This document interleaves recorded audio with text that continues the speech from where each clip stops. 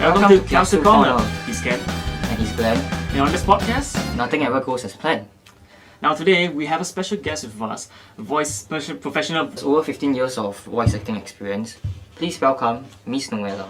It's lovely to be here. I'm always happy to be part of student projects and also to meet my old student Matthew. Where's he? Yeah, he's behind the camera. So is this our first time on a podcast? Yes, it is actually. There's always a first. And I'm happy to experience something new. For our viewers watching from their tablets or devices, could you please introduce yourself? Yeah, so I am Noella and I'm a voiceover artist. I am a professional voice actor and a jingle artist. I started off as a jingle artist and I progressed to being a voice actor and then got into voiceover, and they're all different. I then started out my own business. I called it Voice for Ads, and I am in this industry now for about 15-20 years. Nice. So it's great to be in this niche segment because it's kind of so unique. I always get raised eyebrows when I say that I'm a voiceover artist. So great to be here. Everyone knows at home what a voice actor is, but can you please give your own interpretation what does a voice actor do? Yeah, so voice actors basically bring scripts alive with their voice. They interpret scripts. They bring that character alive with techniques, by disguising their voice. They use different styles, different accents. They impersonate different kinds of people by very keen observation. So I think actors are very good observers of life.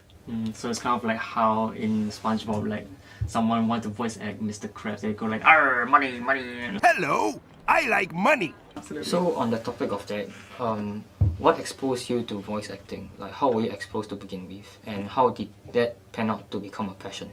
Initially, I had a kind of a meandering career. I started off with jingles, and that was my first introduction to a studio setup. From telecom, I moved into the animation industry, and that's when I found voice acting.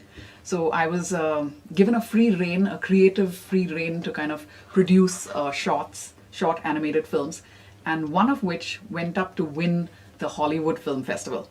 And I was very deeply involved with that particular short.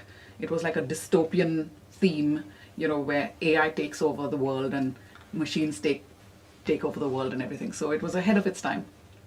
So it won top honors, and that's how I decided. I thought, man, this is a sweet gig.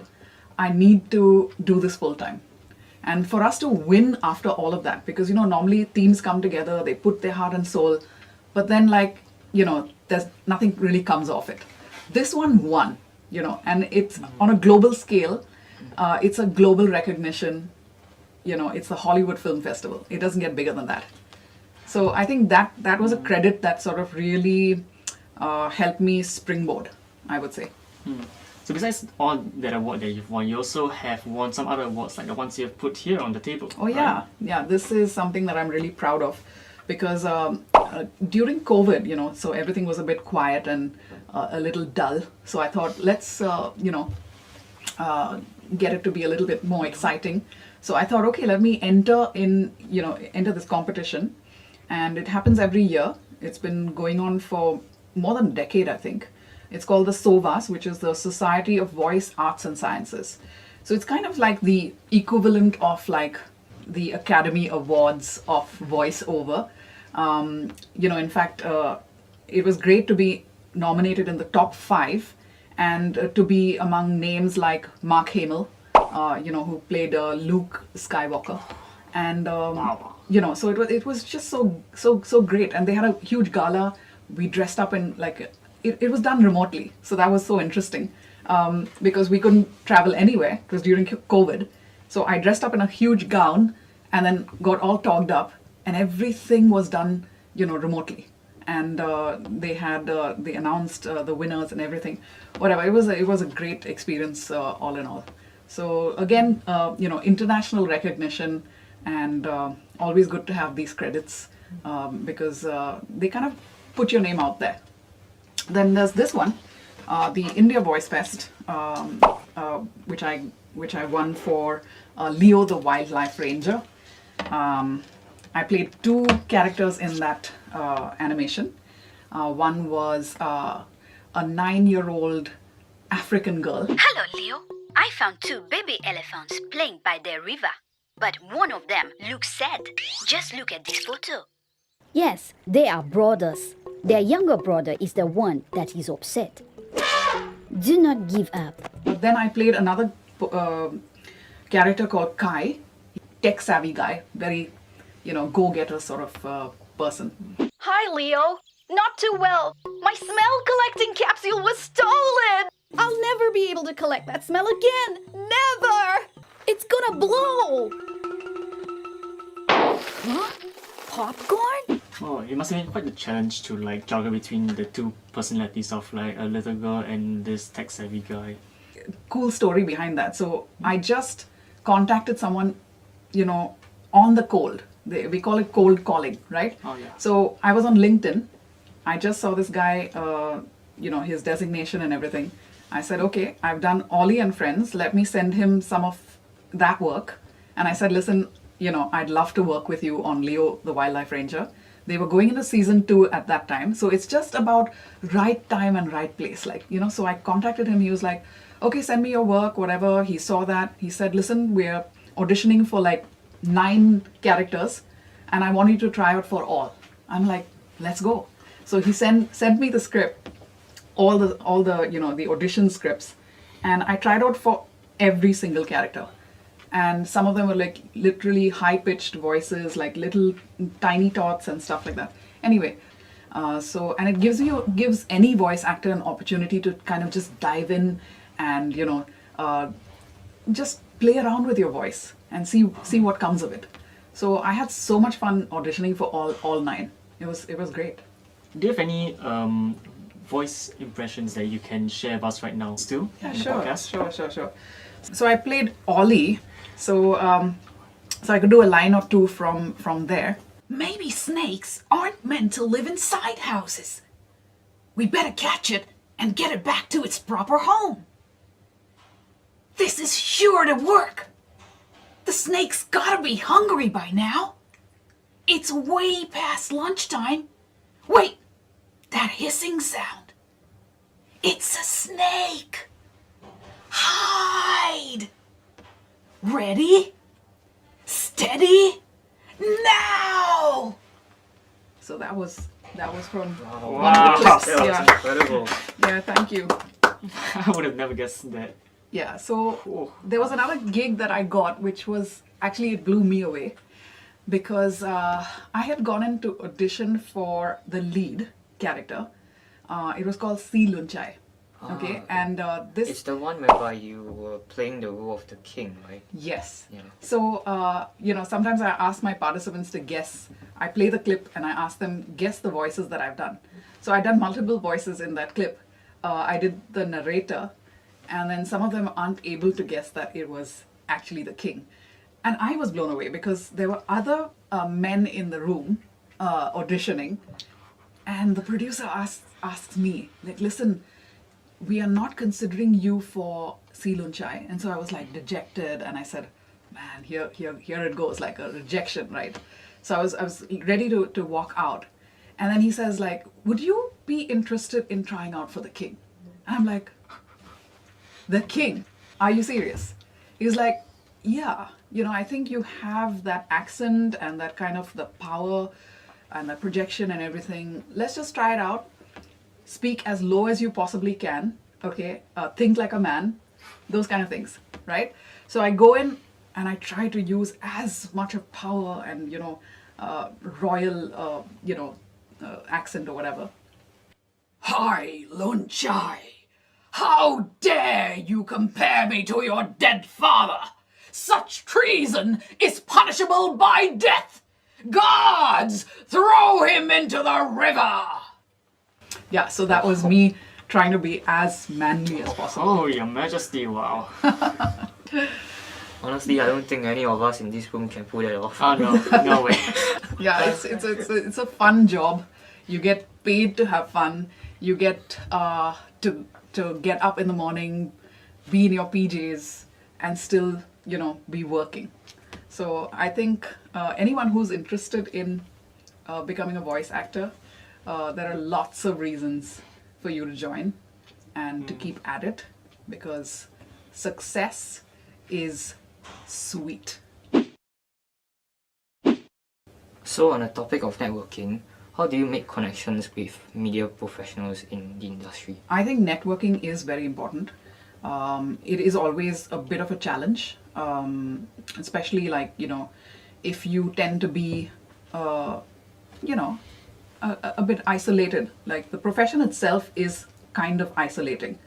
So, you spend a lot of time in your studio, alone, away from people. So it tends to get a bit challenging. But I think we have, the internet, which is fabulous.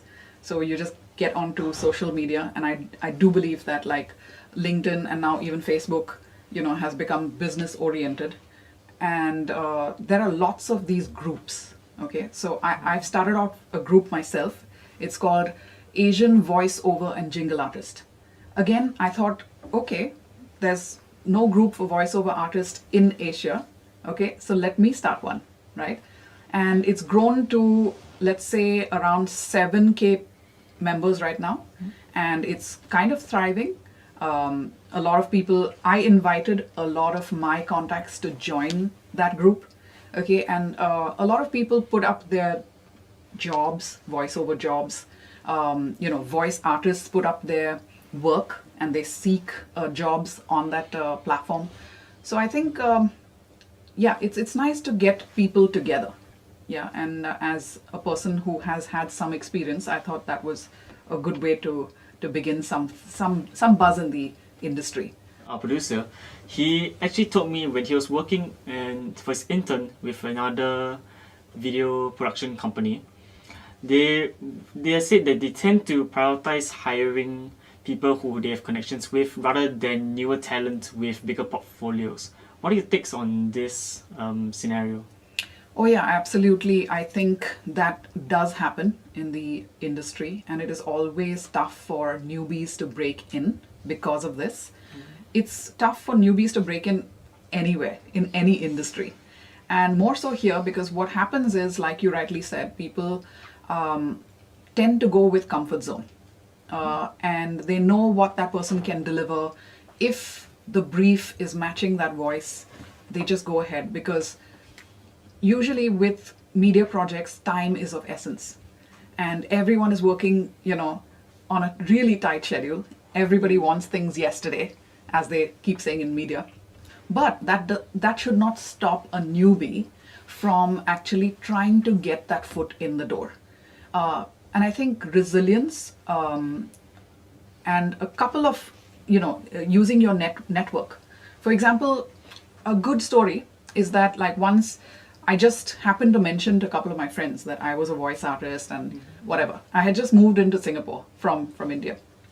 And we were at a party, and I had just won the credit. That was the Hollywood Film Festival. And so that was a big deal. People were like, Hollywood, the minute you say Hollywood, they're like, wow. So that was in her head, this friend of mine.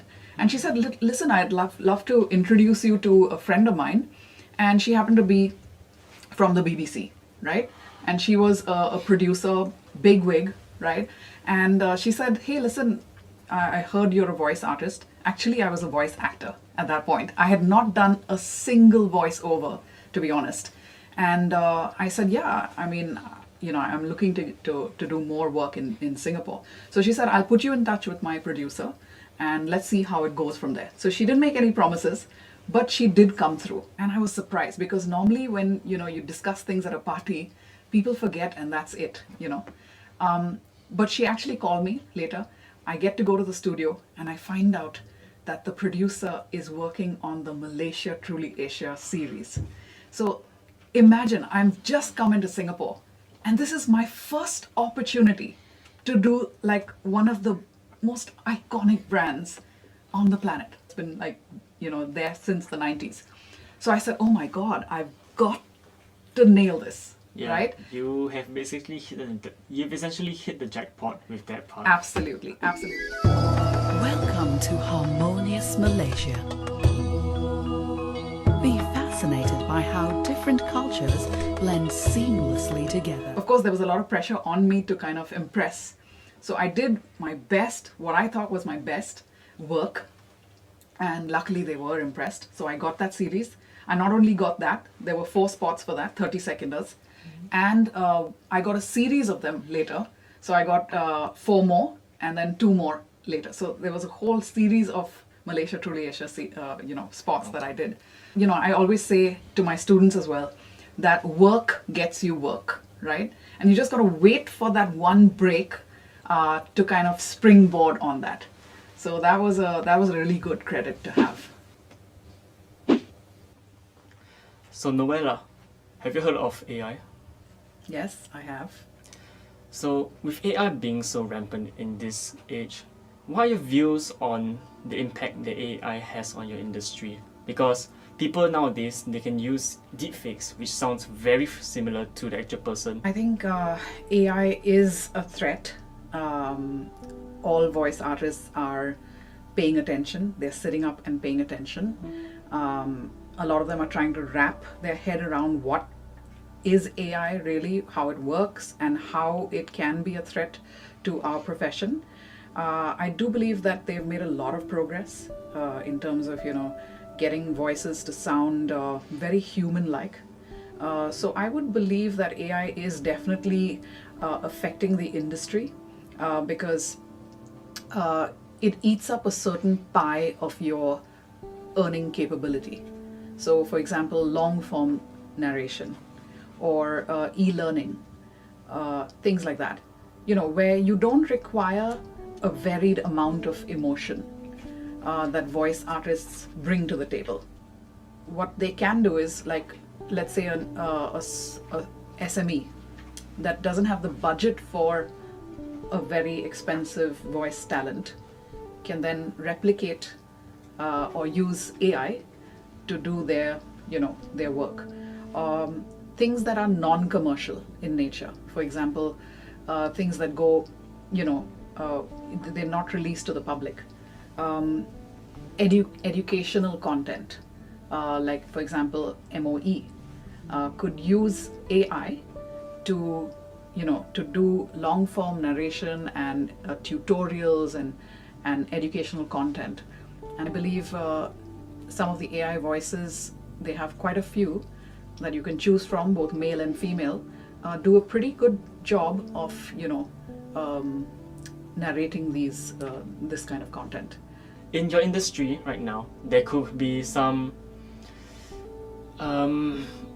companies or production houses with red flags, as they say, be it that they may use your recordings that they may ask you for, be it maybe for like a small commercial or something, maybe you want to use your voice for something, and they just turn it or produce something else out of it, something that was not part of your contract or those kind of things.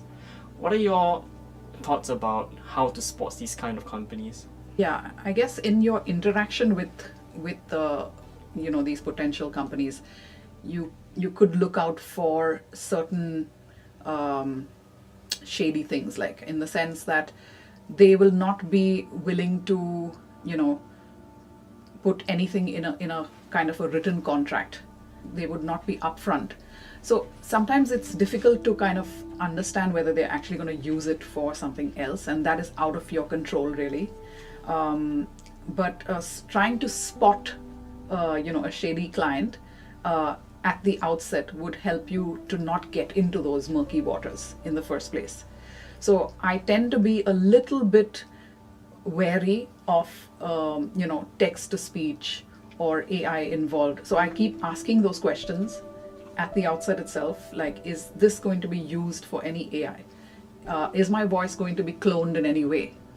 So when I come up front and ask those questions, I think the response that you get, you're able to kind of make that little bit of that judgment call as to whether you want to work with this client or just avoid it. Any other voice actors, what are some tips and tricks that you can give them to spot out these kind of companies? So when you suspect that it is going to be anything to do with AI or cloning, then you need to have a contract. And that contract should compensate you for the usage of your voice. So especially like, if it is going to be cloned and used over and over again, the amount of times that your voice is used and the duration that your voice is used, that should be within your compensation. It should not be a one-off. There should be some residual, element to your compensation. What do you think are the bare necessities for those aspiring voice actors out there? So I think that really it is about the mindset.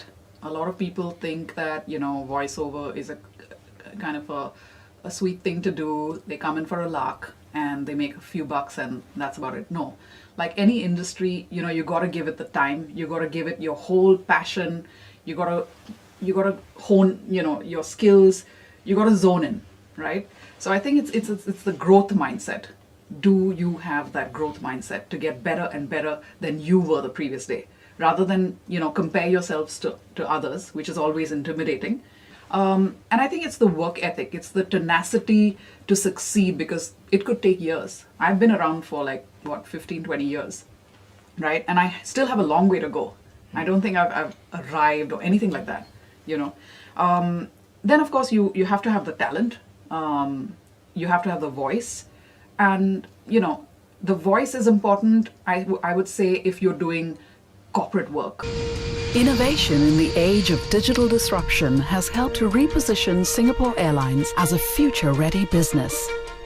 Qatar Airways is back in Atlanta for our 5th anniversary, flying sustainably to over 130 destinations. Or you're doing documentary work. After 10 years of fragile peace in Sri Lanka, new fault lines are emerging. Then you have to have a really a good resonant voice, a good articulation, a neutral accent. But if you're doing voice acting, you could have any voice, What is more important there is your talent to bring a script or a character alive. It's about acting, really, about observing, people as they go about their lives. So then after that, once you've established all of those things, I think setting up a good home studio, a good demo reel is almost like your name card. When you give your name cards, a demo reel is showcasing what you can do. And people sum you up within, let's say, the first 5 to 10 seconds. So basically at its core, it's like your own personal branding as a voice actor and actress.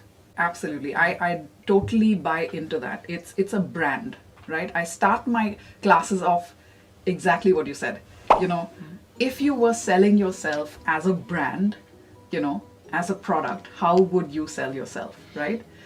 It's literally like that. It's like your whole persona. That is what people are buying into.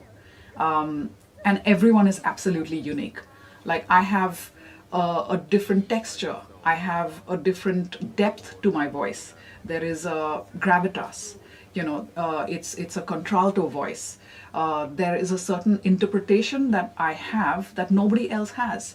So I think, there's a place, a niche that you can make in this industry. Honing into that passion and then putting in that work, I think that combo sets you off to a good start. I see. So earlier you were talking about your classes and stuff. So what gave you the idea to start making your own classes in Singapore, back then? Oh yeah, so back in the day, I was doing some research and I was thinking of maybe doing a course myself. And I did some research and found that there was absolutely nothing in Singapore. And I was kind of surprised because, I thought the media world was pretty developed and everything. So then I did find a course, but I did find it very, very formidably expensive. And I thought to myself, usually people who want to learn are students. And I'm sure they wouldn't be able, if I'm having trouble, affording this class, I'm sure, students would have trouble affording that. Yeah, So my it's main like agenda was, one is to start the class and to make it affordable, that it could reach, the masses. And that's when I thought, okay, let's start the class first, and then let's tie up with someone that can take it forward. So I eventually tied up with Skills Future, and through my association with People's Association, right? So I think the two, that collaboration really is a win-win for everyone. Were there any like students in your class that left quite the impression on you, like perhaps due to their insane talent in voice acting or their incredible vocal range, like potentially our cameraman over there, Matthew, who is standing behind the scenes right now? Yeah. Hi, Matthew. Yes. Matthew was, he attended my session in 2022. It was good. In fact, he did make an impression on me. So what I do is I do pitch my students for potential projects that come up that might suit their voice. So, one leading financial services company needed voices, and they needed someone youthful, someone savvy, someone like to talk with that street talk and that kind of swag. So I thought of Matthew, and I was like, okay, I think, we'd done his demo and everything. I thought that he had what it took. Of course, I pitched other students as well. Eventually the client went with one of my ex-participants over Matthew. But what I do believe is because it was more, not so much about his performance. His performance was pretty good. We had a couple of back and forths on that. But I think eventually they went with someone that sounded a little more local. And I think Matthew has a little bit of an Americanized accent. So that's where, I guess he didn't make it. But I always say to my students that, the producer has a certain sound in his mind. And that doesn't mean that you are not cut out for this profession and your first gig was a fail. So like, okay, that's it, I give up and all of those things. You have to be able to have that attitude that rejection is your friend. And you need to actually have the resilience to move forward boldly, especially if your coach, your voice coach or your mentor believes that you can. And in this case, I do believe that he could, land that gig, which is why I pitched his voice in the first place.